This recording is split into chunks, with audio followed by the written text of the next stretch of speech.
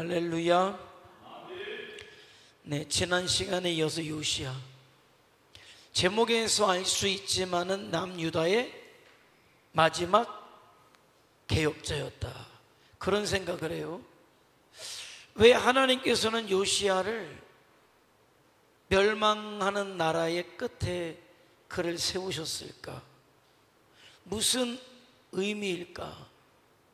사실은 요시야가 잘해도 망하게 돼 있고 이미 못해도 망하게 돼 있어요. 물론 요시야는 하나님 앞에 최선을 다했죠. 자, 무슨 의미가 있을까? 무슨 의미가 있을까? 너는 네 할 일을 하라는 거예요. 너를 세우신 하나님의 뜻이 있고 목적이 있으시죠. 요시야는 이미 300년 전에 예언을 하셨어요. 다윗의 자손 중에 요시야라는 아들을 내가 세울 것이다. 그가 아세라와 바알의 재단을 허물 것이고 우상의 숭배자들을 몰아낼 것이고 불살릴 것이다. 이미 다 예언이 돼 있었어요. 그러니까 요시야는 그때 오게 하나님께서 예정을 하신 거예요. 뭐냐? 너는 마지막 시대, 멸망의 시대에 믿음의 사람으로 네 할 일을 하라는 거죠. 요즘 그런 생각을 해요. 저와 여러분이 살아가고 있는 이 시대를 말세지말이라고 그래요. 마지막에서도 마지막 때를 우리가 살아가고 있어요. 우리 주님이 말씀하신 것처럼 피리를 불어도 이제는 춤추지 않는 세상이 된 것 같아요. 고골에도 울지 않는 세상이 된 것 같아요.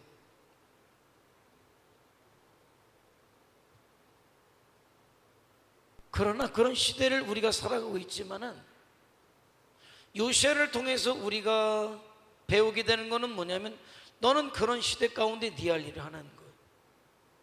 믿음의 사람으로 네 할 일을 하라는 거예요. 성도로서 네 할 일을 하라는 거예요. 이 시대 세상이 어떻게 가든 거기에 휩쓸리지 아니하고 너는 이 시대의 예배자로 서 있으라는 거예요. 예수님의 증인으로 서 있으라는 거예요. 성도의 삶을 살라라고 말씀하고 있단 말이죠.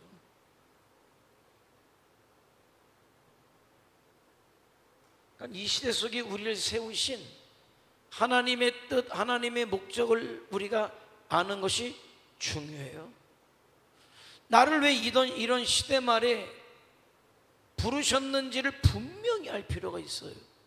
무엇을 위해서 나를 부르셨는지를 우리는 알아야 돼요.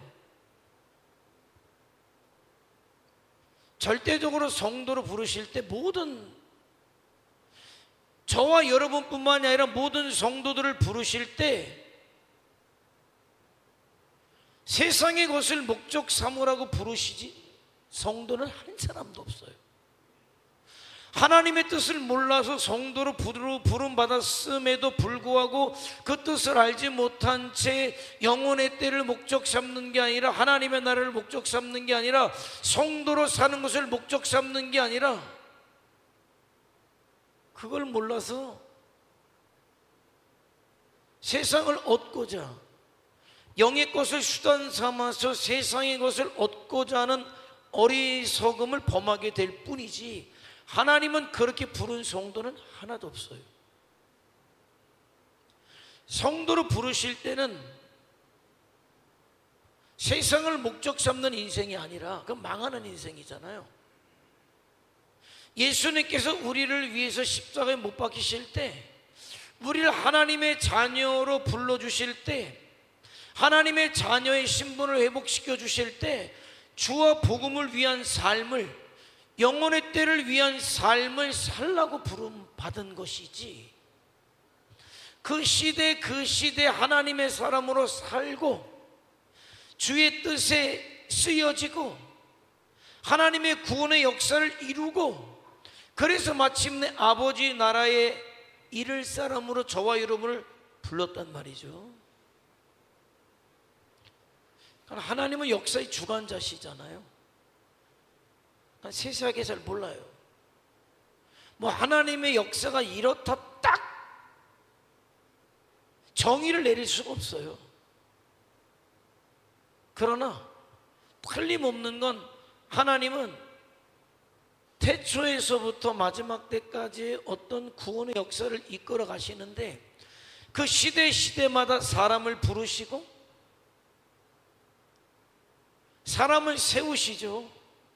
오늘날도 수없이 많은 사람들이 있잖아요. 그래 틀림없이 하나님은 어떤 사람을 통해서 구원의 역사를 이끌어 가시냐면 하나님의 부르심에 반응하는 사람들을 통해서. 그렇게 하나님께서는 구원의 역사를 이끌어 가신단 말이에요. 그래서 이 시대에 저와 여러분이 부름을 받았지만은 그 하나님의 부르심에 반응하는 자가 되자라는 거예요. 반응하는 삶을 살자는 거예요. 그런 인생이 후회가 없는 인생이니까. 나는 어디엔가 내 인생을 사용하면서 살아갈 거죠. 그러나 주님 앞에 부르심을 받았으니까 하나님의 부르심을 알아서 그 부르심에 반응하는 삶을 살아가자라는 거예요. 자, 요시야, 너는 네 할 일을 하라는 거예요. 우상이 만연돼 있고 그 택한 백성들이 멸망으로 가지만 네가 깨어서 너가 살고 너를 통해서 수많은 사람들을 살리라는 거예요. 다시 얘기하면은 영향력 있는 삶을 살라는 거예요. 저와 여러분이 살아서 내 영향력이 가장 먼저 내 가정이 흘러가겠죠. 내 가정이 흘러갈 거예요. 그리고 이웃에 흘러갈 거예요. 이 시대 요시야와 같은 삶을 저와 여러분이 살아가야 하고, 요시야와 같은 삶을 살아가는 것이 하나님의 뜻이다 라는 것이죠. 자, 요시야, 그 이름의 뜻은 여호와께서 도와주신다. 근데 하나님께서 어떤 자를 도와주십니까? 하나님의 부르심에 반응하는 자를 도우시는 거예요. 신앙은 그래서 다른 말로 이야기한다면 반응이라고 이야기할 수 있어요. 반응하는 거예요. 어떻게 반응합니까? 부르심에 반응하고 하나님의 뜻에 반응하고 말씀에 반응하는 거예요. 그 반응하는 자들을 도우시고 그런 자들을 통해서 일하시고, 그러니까 늘 하나님 앞에 그래서 말씀에 기울이고 성령의 감동하심에 기울여야 되는 거예요. 그러니까 어떤 영적인 감각이 깨어 있어야 되는 거죠. 영적인 감각이 마비되는 게 아니라 영적인 감각이 살아서 하나님의 부르심에 반응하는 자를 도와주신다. 나를 사랑하는 자를 사랑하시고 나를 가까이 하는 자에게 하나님도 친밀하게 대해주신다는 말이죠. 그러니까 요시야가 하나님의 도우심을 받을 수 있었던 비결은 어디에 있었느냐? 그 하나님의 부르심에 아주 예민하게 반응했다. 8살에 부름받았어요. 그런데 아마도 나이는 어렸지만은 어떤 성령의 감동하심이 틀림없이 있었던 것 같아요. 그러니까 어린 나이였지만은 그 마음이 변질되지 않고 흔들리지 않고 그가 왕이 되어서 본격적으로 16살 때부터 하나님 앞에 서기 시작해요. 그 전에는 준비되는 거죠. 20살에 종교개혁을 단행한단 말이에요. 그런데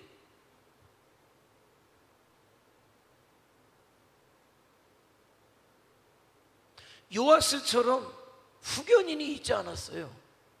여호야다라는 제사장이 요아스를, 어린 그를 후견인 역할을 하면서 키웠잖아요. 근데 안타까운 거는 요아스의 마지막은 여호야다가 사는 날까지 선했다.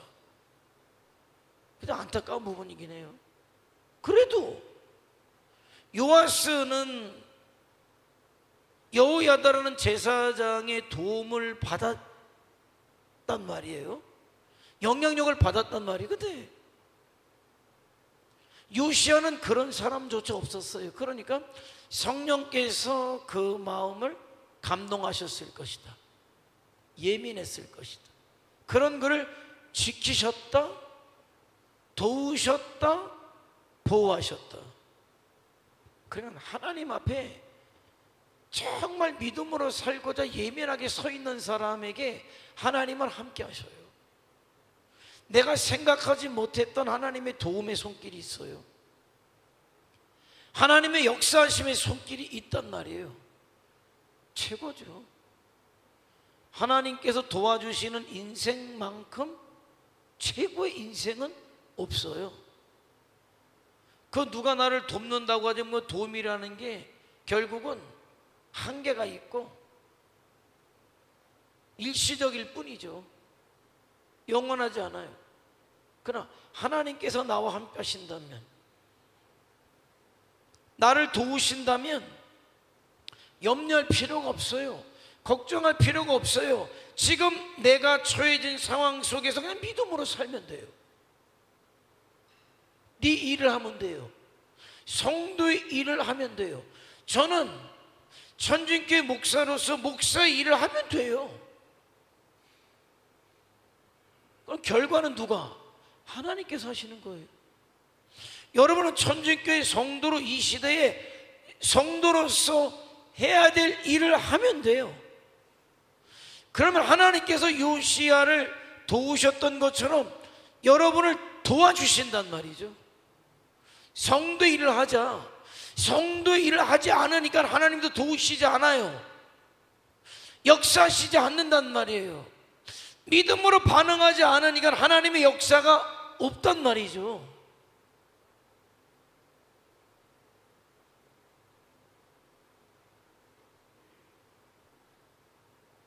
하나님께서 역사를 주관하신다. 참 놀라워요. 정말 놀라워요. 요시야가 마지막에 그가 해야 될 일을 해야 되니까, 그가 해야 될 일을 하고자 하니까 하나님께서 그를 지켜주시는데 어떻게 지켜주시냐? 아수르가 굉장히 극성을 맞았거든요. 아주 잔인하게 이럴 데가 없었거든요. 그렇게 정복 전쟁을 하다가 힘이 빠졌어요. 바벨론은 일어나는 신흥 제국으로 일어나는 상황이지만 아직까지 힘을 키우는 시간이지 어디를 침략할 그때가 아닐 때 누구를 세우냐? 요시야를 세우셔요. 요시야가 그래서 종교개혁을 단행하고 요시야를 통해서 수많은 사람들이 돌아올 수 있도록 이놈도 막아주시고 저놈도 막아주시고, 믿음으로 저와 여러분이 살아갈 때 그런 역사가 있게 되는 거예요.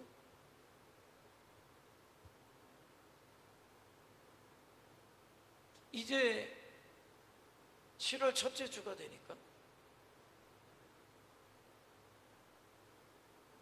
제가 정식 우리 교회 7월 첫째 주 왔잖아요. 아무것도 없어요. 나는 할 수 있는 거, 내 힘으로 할 수 있는 게 아무것도 없어요. 단지 기도만 할 뿐이에요. 아마 사람들은 뭐 여러 가지 말들을 많이 했을 거예요. 그 희한하더라고, 사람들은요. 처음에 이렇게 저렇게 해서 교회를 가게 됐다 그럴 때는 뭐 별로 연락도 없더라고. 갔나 보다 했겠죠. 낙동강 오리알에 대해서 나왔다니까 전화를 많이 하더라고. 왜 그러지? 전화가 많이 오더라고. 그런데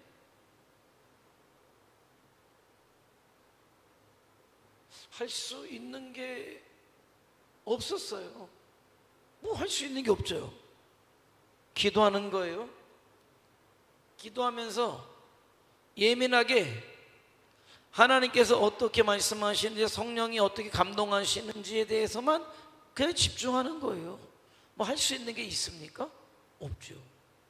그런데 기도할 때 하나님께서 말씀을 주시고 성경의 말씀들을 주시죠. 사울왕과 다윗의 그런 어떤 역사들을 계속 기도하는 가운데 떠오르게 하시고 보여주시고, 그러면서 저에게 결정적으로 주신 말씀은 이거예요. 저에게, 야, 다윗이 말이야, 사울의 궁에 있으면 죽지 살겠냐? 죽지 살겠냐? 그래서 살기 위해서 다윗이 도망치지만은, 그래서 그가 실패자냐? 그가 망했냐? 아니, 나는 그를 왕으로 세울 거야. 말씀을 주시는 거예요. 저는 하나님이 주신 말씀만 붙잡는 거지 다른 건 없어요. 이런 거죠. 네가 거기서 나온다고 해서 네가 망하는 거냐? 실패한 거냐? 아니, 나는 너를 세울 거야. 그게 하나님이 저에게 주신 말씀이에요. 그냥 나가기로 아직 결정은 안 됐지만은 어떤 사역에서 일단 딱 신방이고 뭐고 배제가 딱 되면은 그냥 뭐 직원 예배 드릴 것도 없잖아요. 뭐 출근할 필요도 없지. 아직 나가진 않았지만 그냥 기도실로 가는 거예요. 그래서 뭐 퇴근할 때까지 있는 거죠. 뭐 기도하는 거죠. 계속 그렇게 기도하면서 하나님께서 주신 게 계속 사무엘 상 말씀을 계속 저에게 주셨어요. 사무엘 상의 말씀을 계속 주셨어요. 사울 왕과 다윗의 갈등하는 어떤 그런 장면들을 말씀을 계속 주시면서 결정적으로 저에게 주신 말씀은 그거예요. 전 그거밖에 없어요. 그 말씀이 딱 떨어졌을 때 제가 마음에 결단한 거죠. 나간다. 왜? 말씀을 주셨으니까.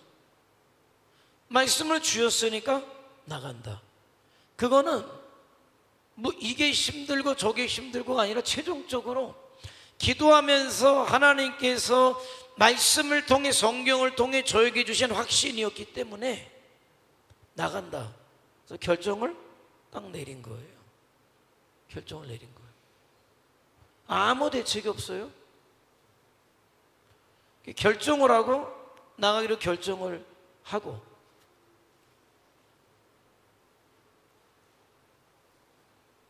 이제 이사 날짜를 잡아놨어요. 이제 다 마음의 정리가 다 끝났고 어떤 대책은 하나도 없어요.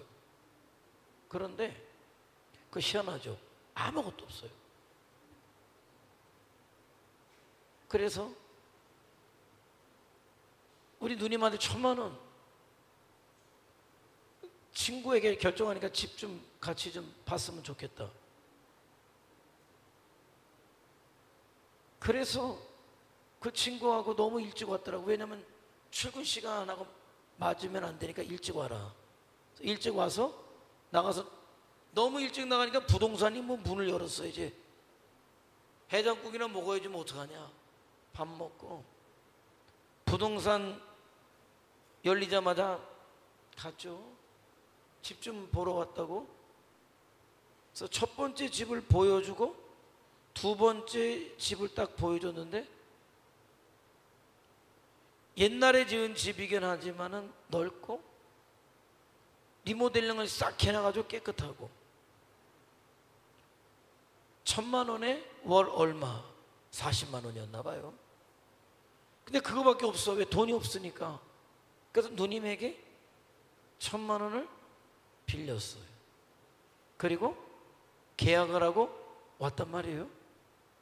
이제 나가기만 하면 돼요.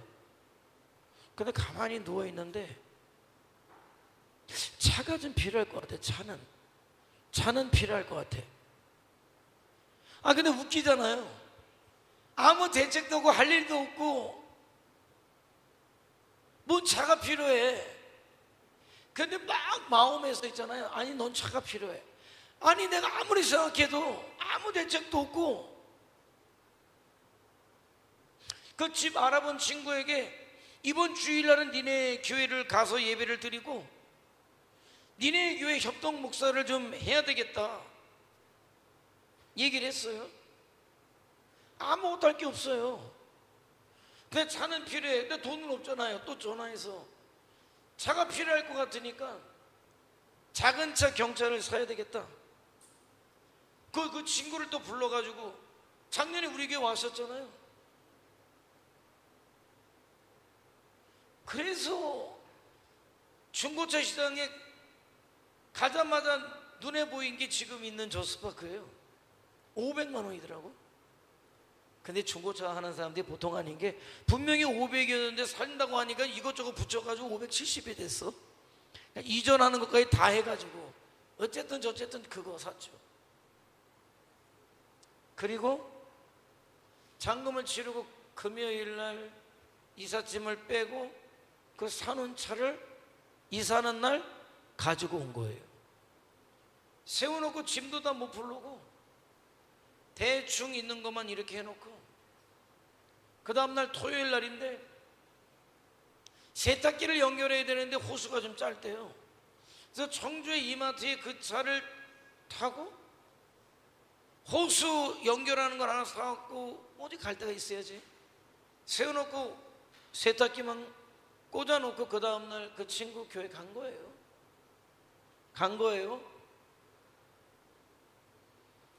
예배 드리고 나서 밥은 먹고 와야지. 그래도 밥 먹고 왔는데 몸도 마음도 지쳐서 나 잘게. 그리고 1시간도 못 잔 것 같아. 그리고 전화 받고 그 밤에 그 차 타고 온 거예요. 가만히 보세요. 저는 정말 하나님께서 어떤 역사를 이루실 때 앞에 뒤에 과정의 모든 것들 나는 몰라요. 나는 전혀 몰라. 그런데 그런 감동을 통해서 저는 몰랐죠. 제가 그렇게 4월 마지막 주에서 5월 첫 주에 미국에 갈 때도 전혀 몰랐지. 미국에 같이 그 목사님하고 갈 때만 해도 성도들이 다 알았어요.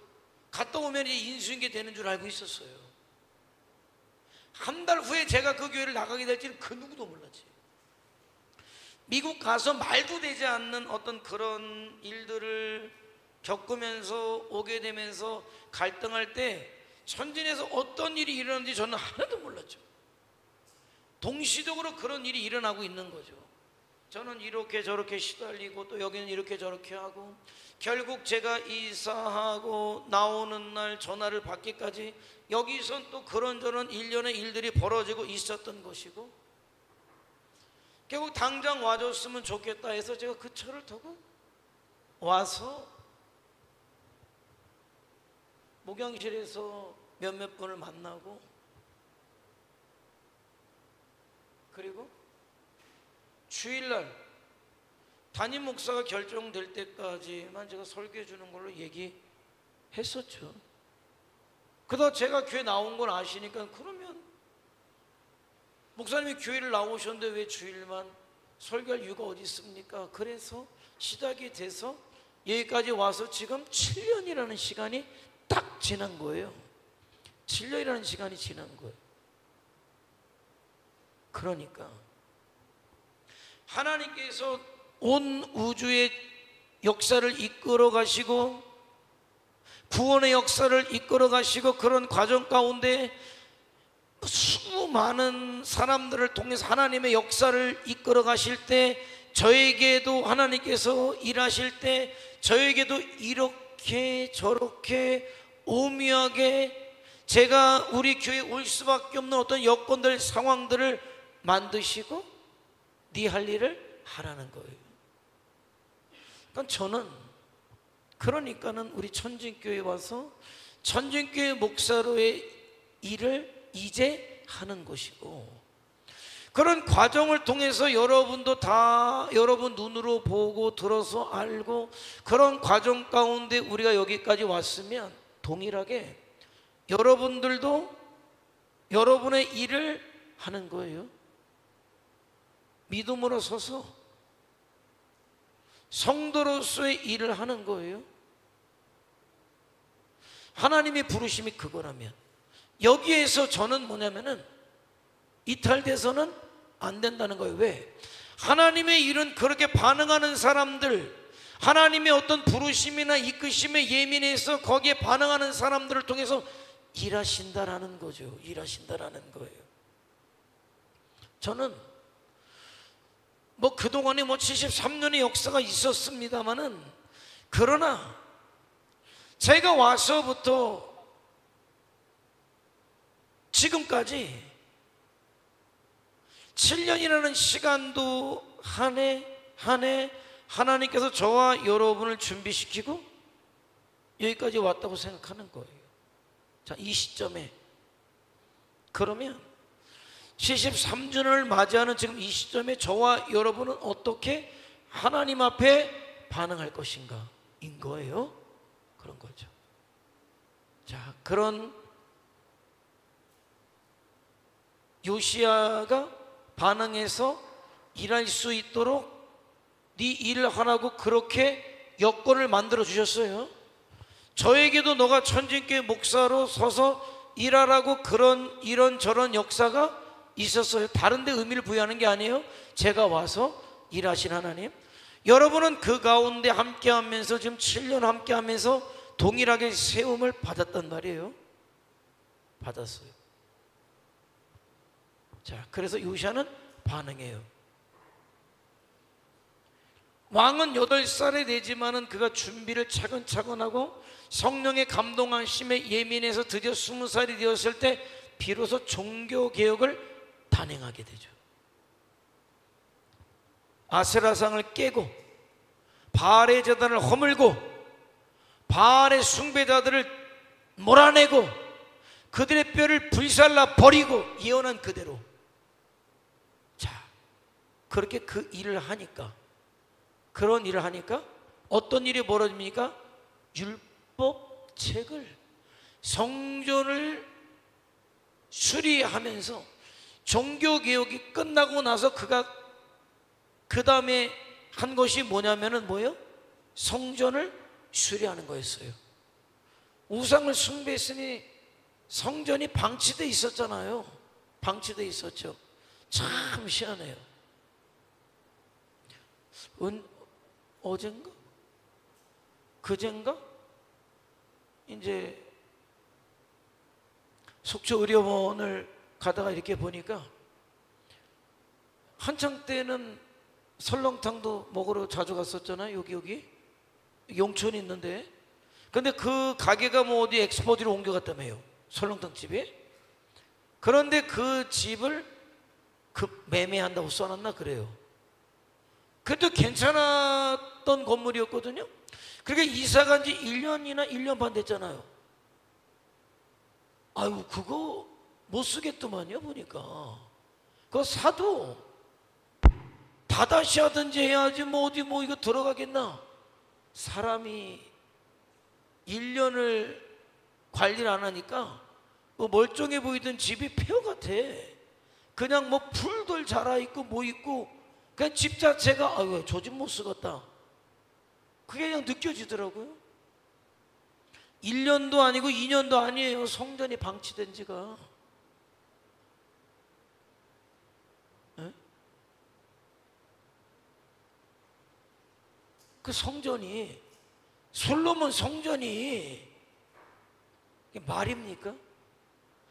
그래서 그가 1차 종교 개혁을 단행하고 나서 성전을 수리하다가 비록 아주 놀랄만한 일이 벌어지는데, 저 어딘가에 제사장들도 찾지 못했던 뭐를 찾게 됩니까? 모세의 율법책을 발견하게 되는 거예요. 모세의 율법책을 발견하게 되는. 그때 제사장이었던 실기야가 깜짝 놀라가지고, 왕이요, 성전을 수리하다가 하나님의 말씀을 발견했습니다. 서기관 사반이 와서 그 말씀을 읽을 때 하나님 앞에 잘해야 된다, 하나님만 섬겨야 된다, 이것과 하나님의 말씀대로 섬기는 건 이건 다른 차원이에요. 내가 믿음 생활 잘해야지, 하나님 앞에 잘해야지, 이것과 하나님의 말씀을 알아서 하나님의 말씀에 순종하고 하나님의 말씀대로 살아가는 건 차원이 다른 거예요. 내가 잘하려고 하는 것과 말씀에 순종하고 복종하는 거는 이건 차원이 다른 거예요. 인간적으로 잘해봐야지, 인간적인 의지와 결단으로 잘해봐야지, 이건 한계가 있어요. 여러분, 말씀드리지만은 부부가 있는데 내가 내 남편에게 잘해야지, 내 생각대로 잘해야지, 남편은 전혀 아내가 자기에게 잘해주는 거를 느끼질 못해. 광덕집사, 보라집사한테 잘하려고 하지. 느껴 못 느껴? 못 느껴. 왜 못 느껴? 왜 못 느껴? 못 느끼는 이유가 있어. 광덕집사는 잘하려고 하지. 내가 내 아내한테 잘해야지. 그래서 나름대로 뭘 할 거야. 그런데 보라집사는 내 남편이 나한테 잘해주기는커녕 부족하다고 느껴. 왜 그럴까? 왜? 내가 원하는 건 안 해주고 지 맘대로만 잘하거든. 지 맘대로만. 나는 고기가 먹고 싶어. 맨날 배추 대가리, 김치 대가리만 가져와서 밥 잘 먹으라고 내가 정성껏 차렸다고. 아니, 나는 그래도 뭐 돼지고기라도 고조해 정말 내 아내가 나를 위해서 뭘 했다고 생각하는데, 두부를 붙여오고 뭐 이게 뭐 뭐고 뭐 그냥 뭐 이게 저 산꼭대기 오봉산? 고봉산? 무슨 산이지? 그 산? 그 산 꼭대기 올라가가지고 고사리 뜯었다고 고사리 안 거라고. 아이, 나는 얼마나 힘들었겠어요. 그 높은 산에 가서 고사리 뜯어오는 게. 제주도 가니까 고사리 많더라고. 뜯지는 못해서 뜯었다가 붙잡혀 갈까봐.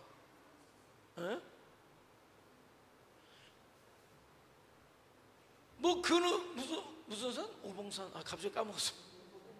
오봉산? 운봉산 꼭대기 올라가서 고사리를 뜯어다가 그걸 해가지고 줬는데 남편 표정은 시답지 않은 거예요. 나는 내 남편한테 잘해야지, 쫙 손을 다해야지, 정성껏 다해야지, 그런 거예요. 느껴져야지. 하나님 앞에 내 의지대로 잘해야지는 내가 잘해야지 되는 거지. 물론 그것도 가상하다고 생각은 해야 되겠지만, 그러나 하나님께서 말씀하신 대로, 하나님께서 원하시는 대로 해야지. 그게 하나님이 받으실 만한 거고 기쁘실 만한 거고 축복하실 만한 거죠. 아니 하나님은 너 오늘 밭에 가서 일해야 되겠다. 논에 가서 그냥 뼈 빠지게 일하고 와가지고 하나님 나 잘했죠. 뭘 잘했냐 네가? 나 잘했잖아요. 뼈 빠지게 했잖아요. 하나님은 아니 내가 밭에 가서 일하라고 그랬지. 논에 가서 누가 뼈 빠지게 일하라고 했냐?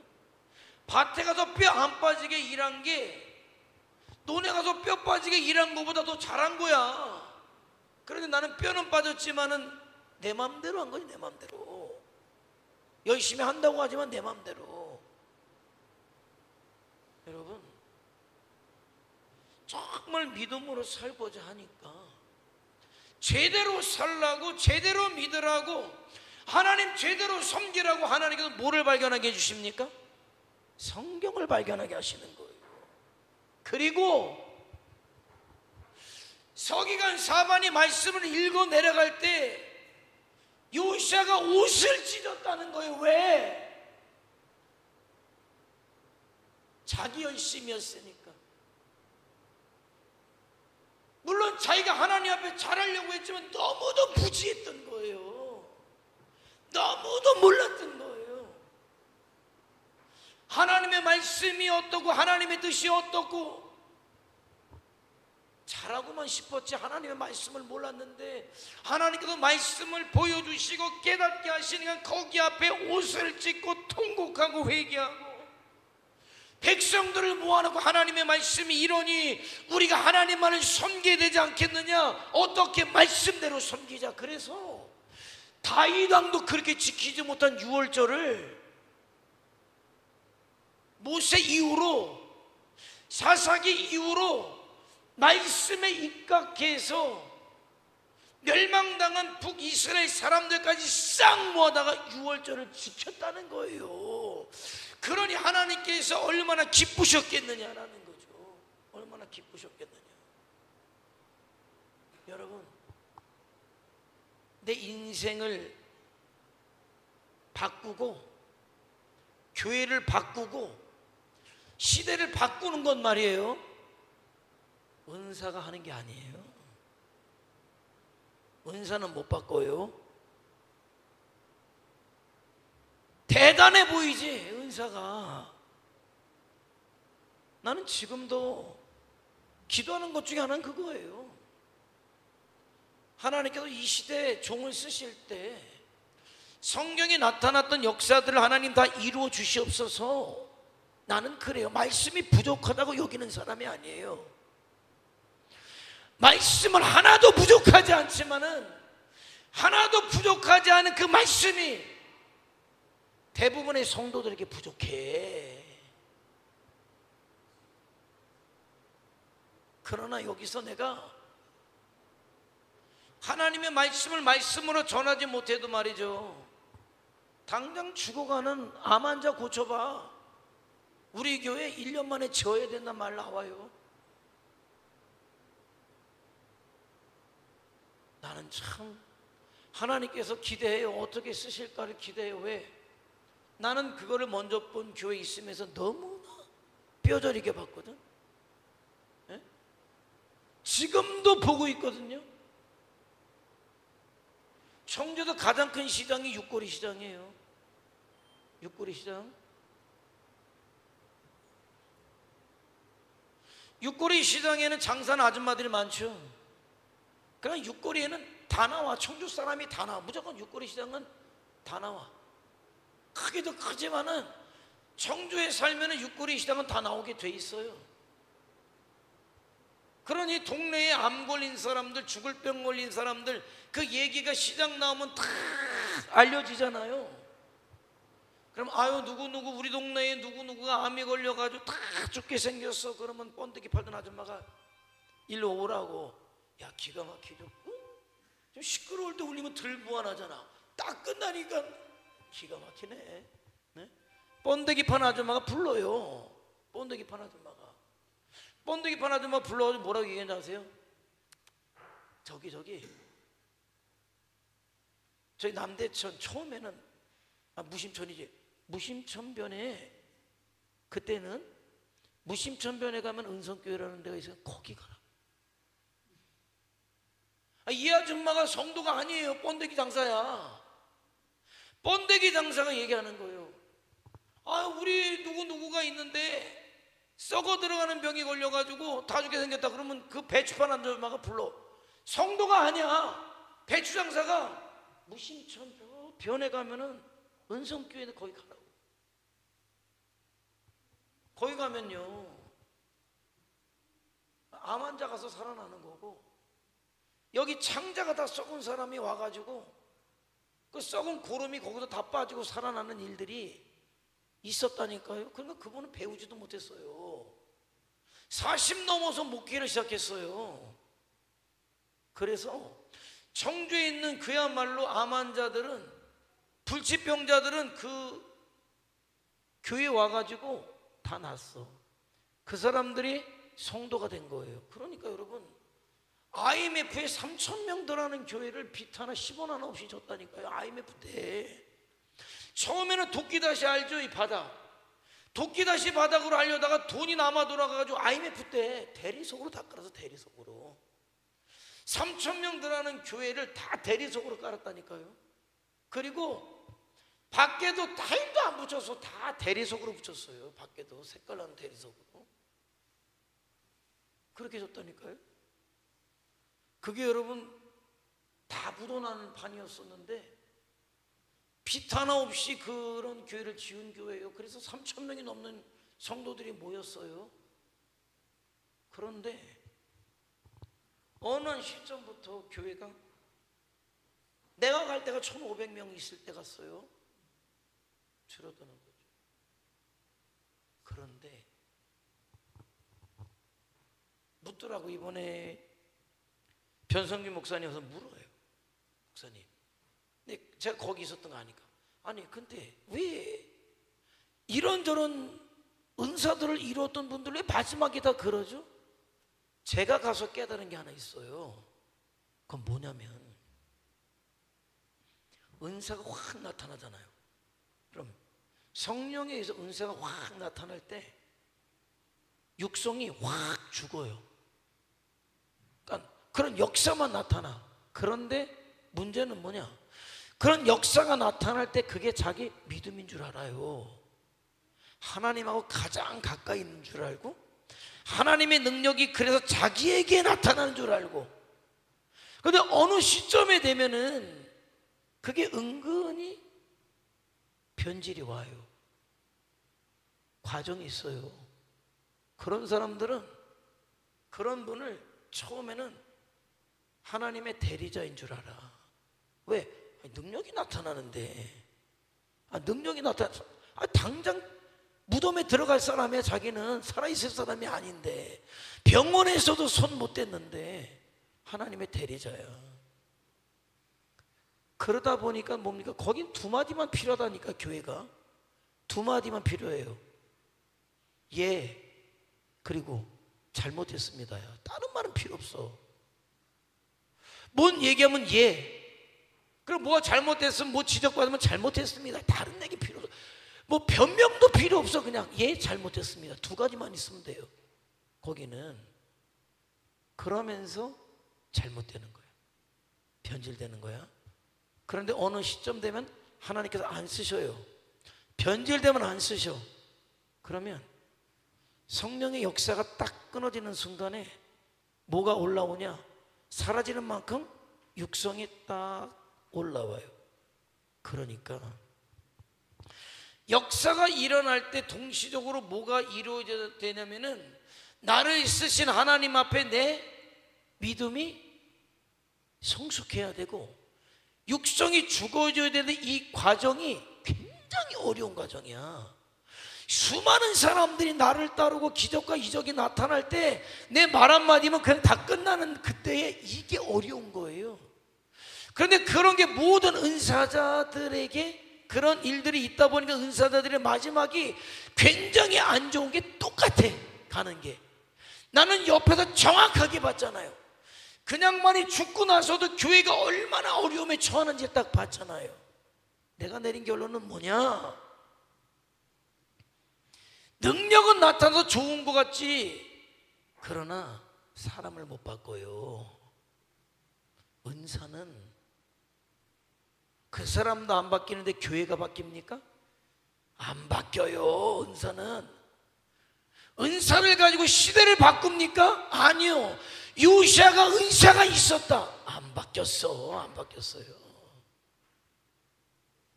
하나님께서 믿음으로 반응했던 요시아에게 은사를 준 게 아니라 말씀을 주시지. 말씀 앞에 통해하죠. 회개했단 말이에요. 내 맘대로 살아왔던 것, 내 육신대로 살아왔던 것, 내 정욕대로 살아왔던 것, 그리고 내 깐에 잘한다고 했다는 것, 그것마저도 하나님의 말씀에 딱 비춰보니까 아니거든. 여러분, 요시아가 종교개혁을 단행하기까지 잘못한 게 뭐가 있습니까? 뭘 잘못했습니까? 예? 하나님 앞에 칭찬을 받아야 마땅하죠. 모든 우상의 단을 다 헐어버렸는데 하나님 앞에 돌아오려고 그렇게 정말 최선을 다하려고 했는데, 그런데 말씀을 놓고 보니까 너무나 무지했고 말씀대로 살지 못했고 하나님의 뜻을 알지 못했던 것, 그걸 회개했단 말이에요. 이만하면 됐지, 이 정도면 됐지, 그것마저도 말씀해 보니까 믿음이 아니더라, 불신이었더라, 통회하고 자복하고 말씀으로 돌아갈 때 시대가 바뀐 거예요. 요시아만 변화된 게 아니라 이스라엘 백성들만 변화된 게 아니라 그 시대 하나님께서 구원하시기로 작정한 영혼들이 다시 하나님의 말씀으로 언약을 맺고 돌아오고 살았다.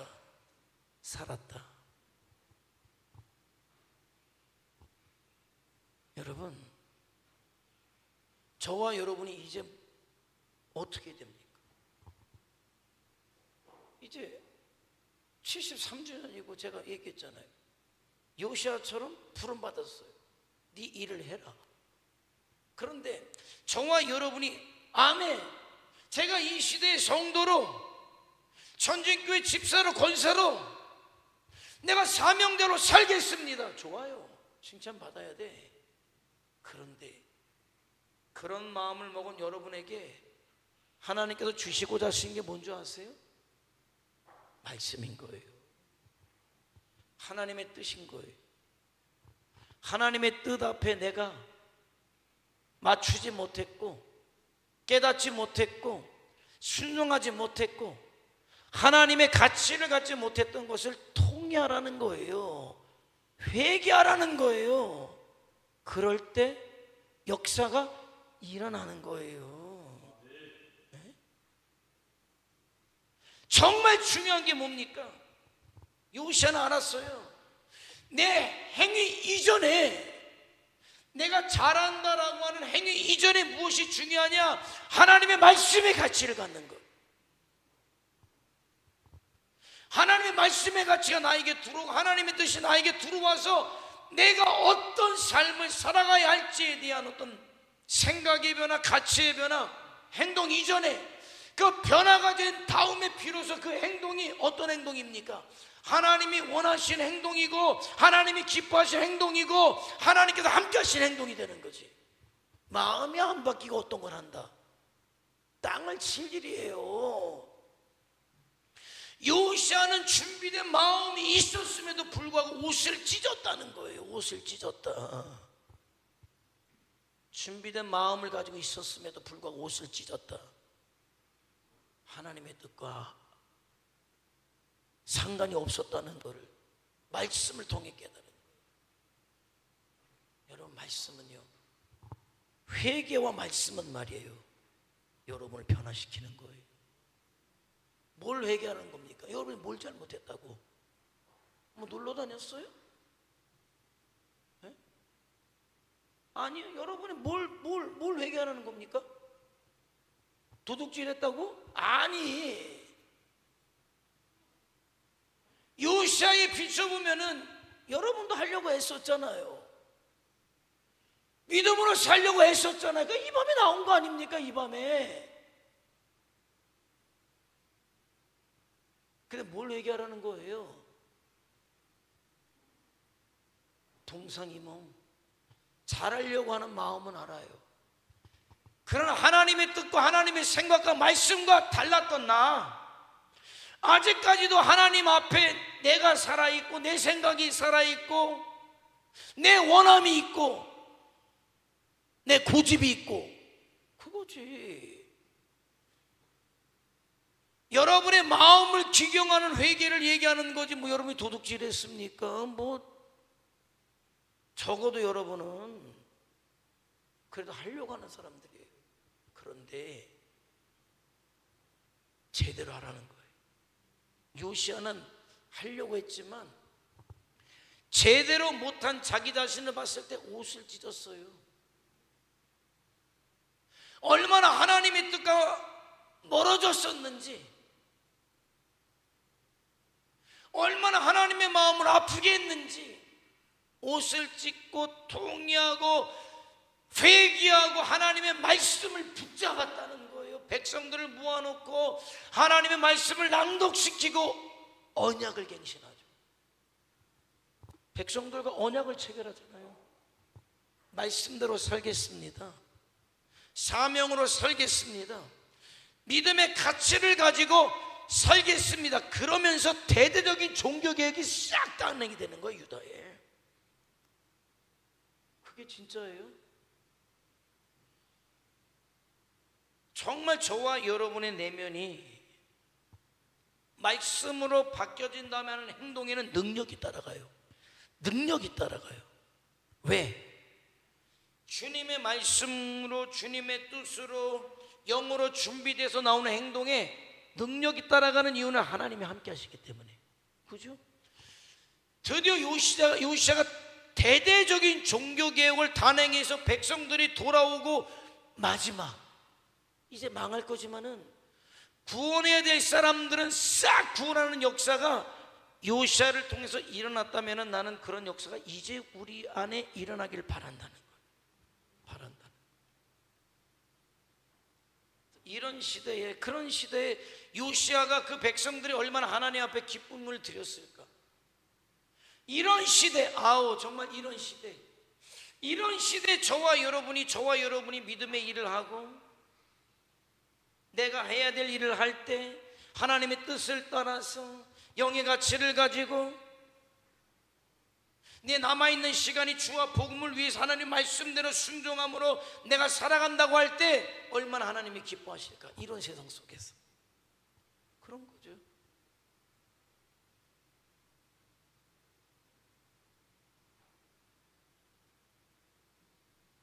그래 마침내 사명 다하고 그건 하나님 앞에 부름을 받게 돼요. 나는 좀 많은 생각이 있었으면 좋겠어요. 그냥 생각을 좀 하죠. 그러므로 생각해요. 사도 바울이 늘 하는 얘기예요. 그러므로 생각해요. 앞, 뒤를 생각하고 내 인생의 전반적인 것을 생각하고 지금 나에게 되어지는 일들을 생각할 때 하나님께서 나에게 원하시는 것이 무엇인지를 생각해라. 그리고 하나님 앞에, 말씀 앞에 나를 다시 새롭게 통회하고 회개하고 자복함으로 다시 이제는 내 생각을 내려놓고 말씀 앞에, 여러분 말씀 앞에 내 생각을 내려놓는 게 뭐 잘못된 겁니까? 잘하는 일. 내 고집을 내려놓고 억울합니까? 아니죠. 말씀드리지만 순종은 내 동의가 있어야 돼요. 복종은 내 동의를 필요하지 않아요. 복종이라는 단어가 굉장히 나를 굴종적으로 만들 수 있어요. 그런데 하나님 말씀 앞에는 순종이 아니라 넘어서서 복종이 돼야 돼요. 그러니까 굴종적입니까? 아니요. 하나님의 말씀, 하나님의 뜻 앞에 내가 이해가 되든 되지 않든 복종하면 복종 안에 억압이 있는 게 아니라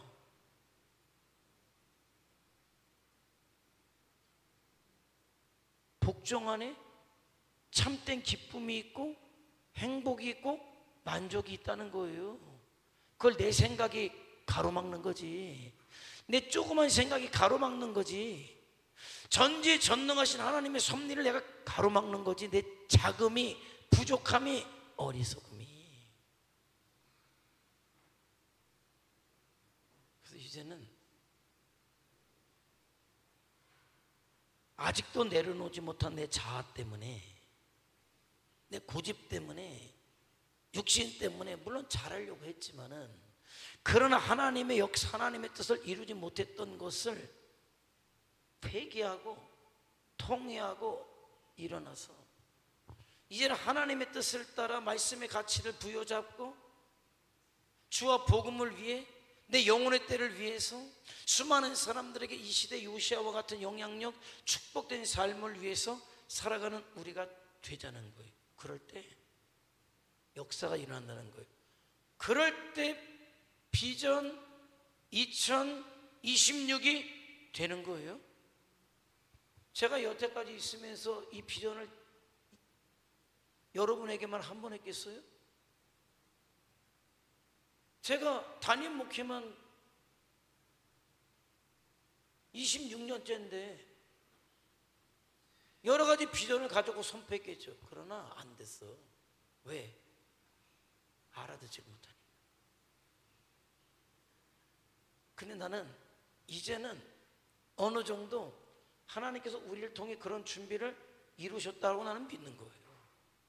그래서 내가 이제는 나를 내려놓고, 내가 내려진 자리에 주님이 오시고 말씀이 오고 하나님의 뜻을 따라 내 남아있는 인생을 쓰기로 결단하고 작정할 때 우리를 통해서 그 역사 이루신다는 거예요.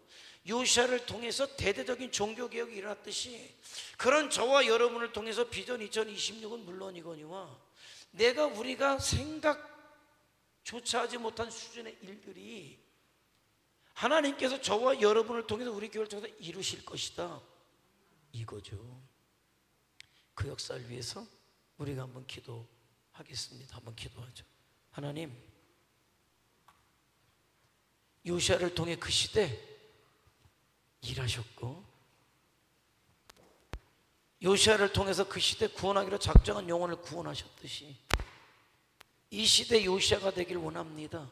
어떤 기적이 아니라, 이적이 아니라, 은사가 아니라 내 통회와 회개와 말씀을 통해서 하나님의 뜻대로, 하나님의 말씀대로 살지 못했던, 아직도 내 고집, 아직도 내 깐에 잘했다, 잘하고 있다, 이게 하나님의 말씀에 비춰볼 때 얼마나 불신앙이었는지를 비로소 깨닫고, 요시아가 옷을 찢고 회개하고 통회하고 말씀에 엎드려서 그 말씀 붙잡고 하나님 앞에 섰을 때 대대적인 종교개혁을 통해 수많은 사람들을 구원했듯이 그런 역사 우리를 통해 이루어 주시옵소서. 다 같이 주여 한번 부르며 통성으로 기도합니다. 주여!